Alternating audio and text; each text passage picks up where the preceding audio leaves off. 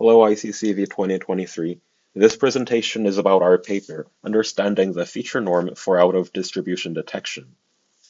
In this work, we first attempt to understand why the feature norm tends to be greater for in-distribution samples than out-of-distribution samples, and then put forth a novel OOD detection score called Negative Aware Norm, or NAN.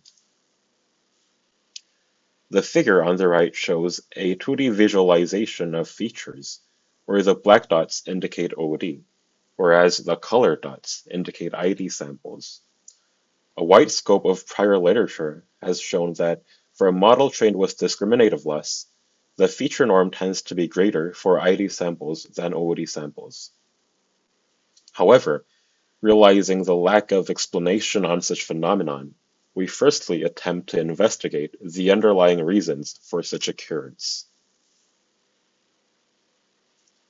Let us first define the notations. Assume a K-class classifier noted by psi, where psi is composed of L layers with weight of W to the 1, W to the 2, and so on to W to the capital L, and a projection layer and a classification head denoted by W to the capital L plus 1 for convenience. The activation of each layer is denoted by A to the lower L. Now we consider a matrix C to the lower L, where psi x is equal to C to the lower L by A to the lower L, and C to the lower L is calculated following to the equation on the second row. Further proof and explanations are given in the appendix. Here, we define a hidden classifier at the lower L layer, where psi bar to the lower L, by binarizing the weights of C to the lower L.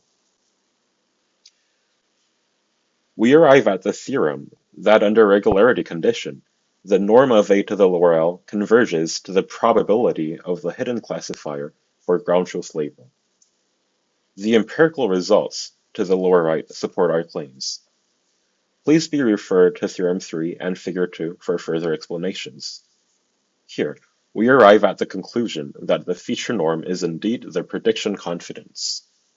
Now we observe empirically that the feature norm is class agnostic by training the network with object, random, instance, where one class labels.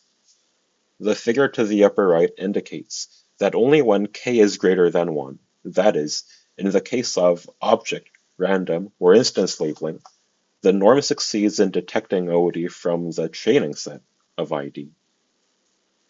The figure to the lower right indicates that only when the intra-class samples are related, the performance shows generalization.